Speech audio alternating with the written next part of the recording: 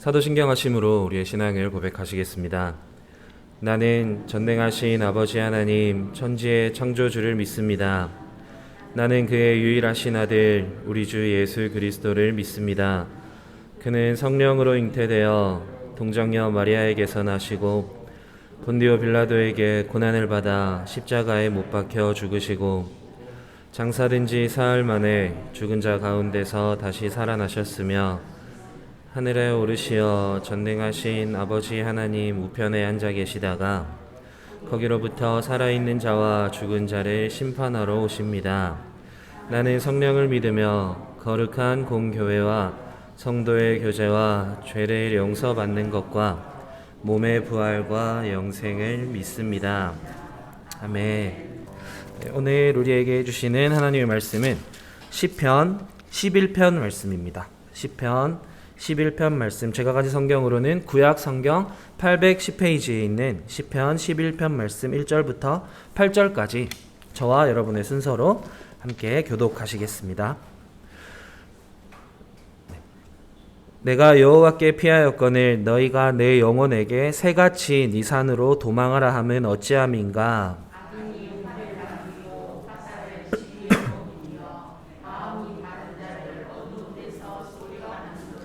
터가 무너지면 의인이 무엇을 하랴.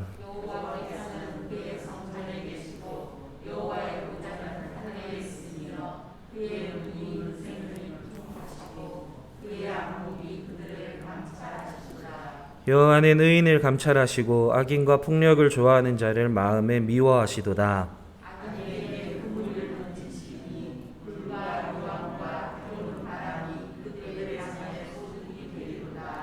여호와는 의로우사 의로운 일을 좋아하시나니 정직한 자는 그의 얼굴을 배우리로다. 아멘. 네. 일주일이 되게 짧은 것 같습니다. 네. 오늘은 무너질 수 없는 터라는 제목으로 함께 말씀 나누기 원합니다. 오늘 본문 말씀인 시편 11편은 여호와께 피하는 의인의 확신이라는 타이틀로 함께 나눈 시편 말씀에서는 처음 등장하는 지혜시로 분류되고 있습니다. 지혜시로 분류되었지만 오늘 본문 말씀 안에서 이어지는 다윗의 상황은 여전히 좋아 보이지 않습니다.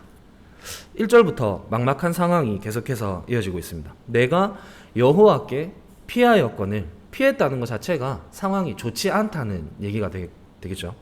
내가 여호와께 피하였거늘 너희가 내 영혼에게 새같이 네 산으로 도망하라 하면 어찌함인가. 오늘 본문 말씀 안에 등장하는 다윗의 상황에 대해서 정확하진 않지만 대략적으로 사울이 다윗을 죽이려고 추격하던 때나 아들인 압살롬이 반역하였을 때를 그 배경으로 추정하고 있습니다. 두 상황이 다 사울이 추격해오던 압살롬이 반역을 했건 다 다른 상황이긴 하지만 다윗의 입장에서는 둘 다 비슷한 환경에 놓여져 있습니다. 누군가로부터 다윗의 자기의 생명을 위협받고 있는 상황인 것입니다. 이런 상황 앞에서 다윗은 내가 여호와께 피하였거늘 이라고 고백하고 또 그렇게 행동을 했습니다. 가장 잘한 행동입니다. 너무 정확한 행동입니다. 그런데 주변에서 다윗에게 너희가 내 영혼에게 새같이 네 산으로 도망하라 하면 어찌함인가 라고 다윗은 말합니다. 하나님께 피했으면 가장 잘한 행동이지 않습니까? 그런데 왜 다윗의 주변 사람들은 다윗에게 새같이 네 산으로 도망해라 라고 하는 것입니까?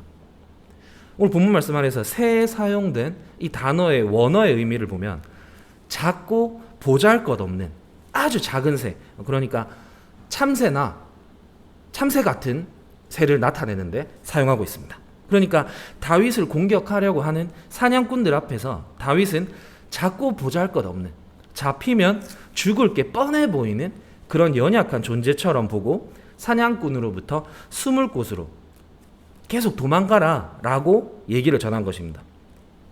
다윗의 상황을 바로 옆에서 같이 지켜보던 어쩌면 다윗한테 최측근이죠. 가장 가까운 사람들의 눈에는 어쩌면 하나님이 보이지 않았을지 모릅니다. 그만큼 믿음이 부족했을지 모른다는 것입니다. 그러나 여기서 1절 말씀의 내용을 다윗의 내적 음성으로 바라보는 시각도 있다고 합니다. 그러니까 다윗의 내적 갈등을 말하는 것입니다. 누군가 나를 죽이려고 하는 상황 가운데서 나 스스로 여호와께 피했다고는 하지만 인간적인 두려움이 엄습하는 것을 표현하는 것입니다. 그러나 오늘 이 본문 말씀의 원어의 해석을 다시 보았을 때 다윗의 내적 갈등보다는 다윗 주변 사람들이 전해주는 말로 보는 것이 더 옳은 해석이 됩니다. 앞서 말씀드렸던 것처럼 주변 인물들의 어쩌면 인간적인 또 어쩌면 현실적인 조언, 인간적인 시선에서 보았을 때 불안한 상황에 놓여져 있는 다윗을 보고 더 도망가라 라고 말하고 있는 것입니다. 2절과 3절에서도 악인이 활을 담기고 화살을 시위에 먹이며 마음이 바른 자를 어두운 데서 쏘려 하는도다. 터가 무너지면 의인이 무엇을 하랴. 지금 적들이 보이지 않는 곳에서 공격 준비를 다 해뒀다. 그리고 터가 무너지면 의인이 무엇을 할 수 있겠냐라고 말하는 것입니다. 터라고 하면 사전적인 의미로 집이나 건물을 지었거나 지을 자리, 또 집이나 밭 따위가 없는 비어있는 땅, 그리고 활동의 토대나 일이 이루어지는 밑바탕이라고 정의하고 있습니다. 활동의 토대나 일이 이루어지는 밑바탕. 오늘 본문 말씀 안에서 나오는 상황에서의 나오는 터를 본다면 다윗의 목숨을 오늘 본문 말씀 안에서는 터라고 표현하고 그 목숨을 우려하고 있는 주변인들의 걱정이라고 이해해 볼 수 있습니다. 그러니까 주변인들이 다윗에게 죽으면 끝이지 않냐, 목숨을 잃으면 아무리 의인이라고 해도 뭘 할 수 있겠냐, 그러니까 빨리 도망쳐라 라고 말하고 있는 것입니다. 그런데 여기서 주목하고 싶은 부분이 있습니다. 분명히 다윗은 이런 어려운 상황 가운데서 이런 상황 가운데 여호와께 피했고 주변인들도 다 알고 있었고 다윗의 걸음을 걱정하는 2절 말씀 안에서 주변인들은 다윗에게 마음이 바른 자라고 이야기합니다. 또한 3절에서도 다윗을 의인이라고 부릅니다.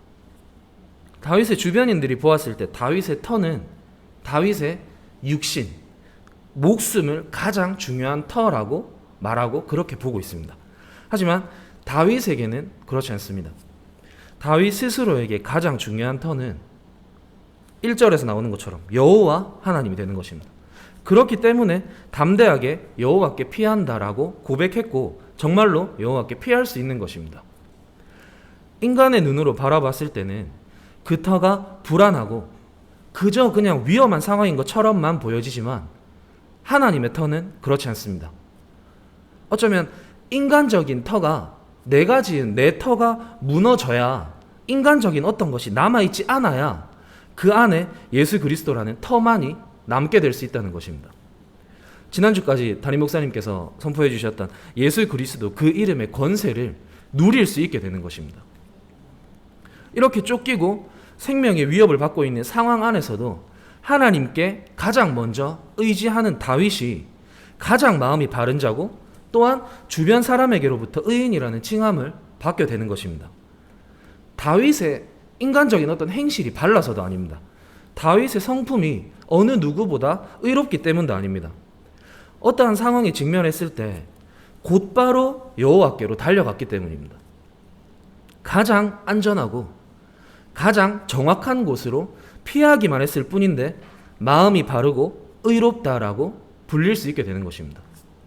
그 기반이 무엇입니까? 어떤 상황에 직면했을 때 가장 먼저 여호와께로 달려갈 수 있는 기반이 말씀입니다.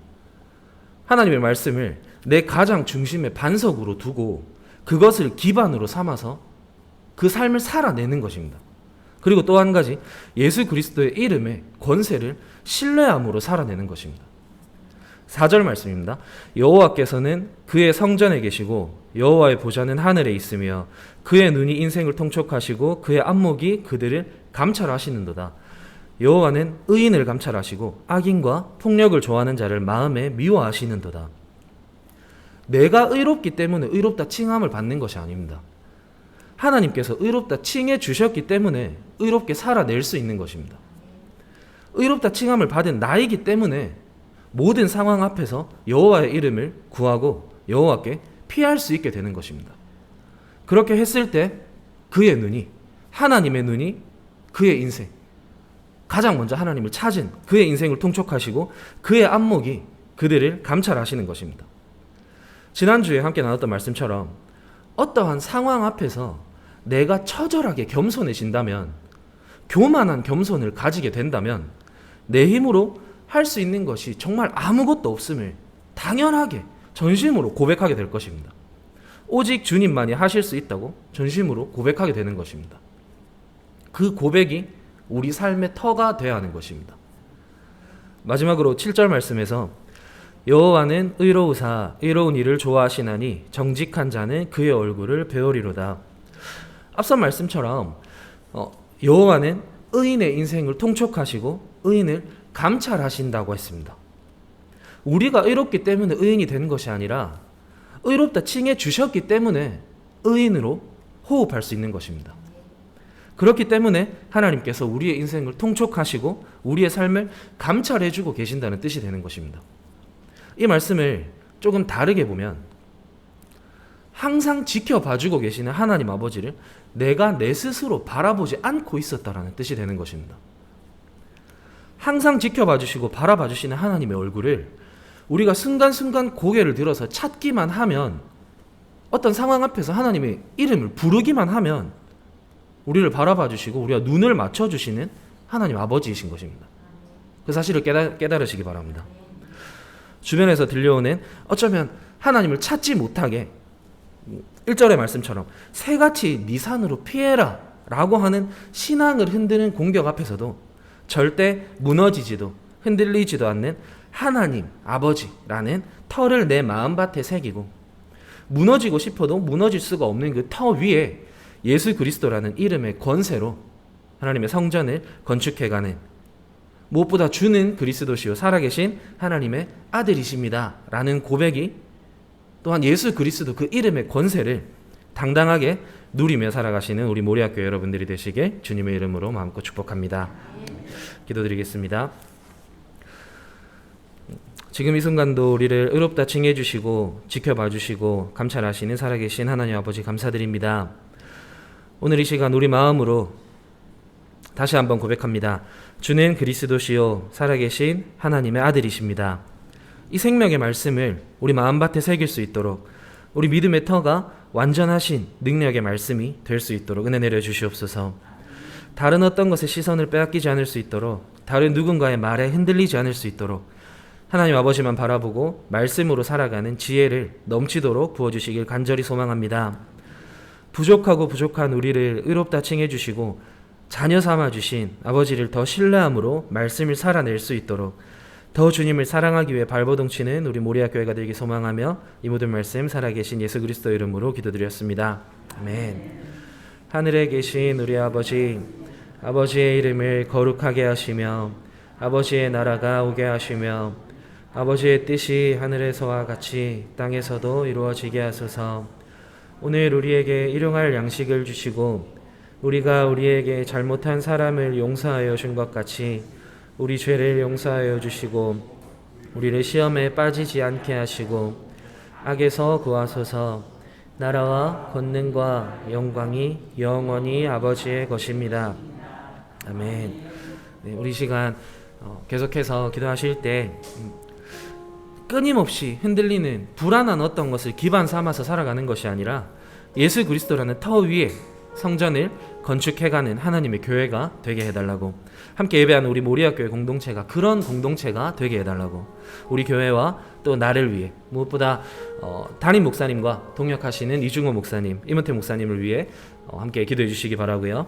또 자라나는 우리 아이들이 말씀보다 세상을 먼저 바라보지 않게 해달라고, 무엇보다 정말 하나님께 미움받지 않도록 우리 아이들의 삶의 터가 예수 그리스도 그 이름이 될 수 있도록 정말 잘 분별할 수 있게 해달라고 우리 마음 담아서 함께 기도하신 후에 삶의 예배로 나아가시겠습니다. 함께 기도합시다.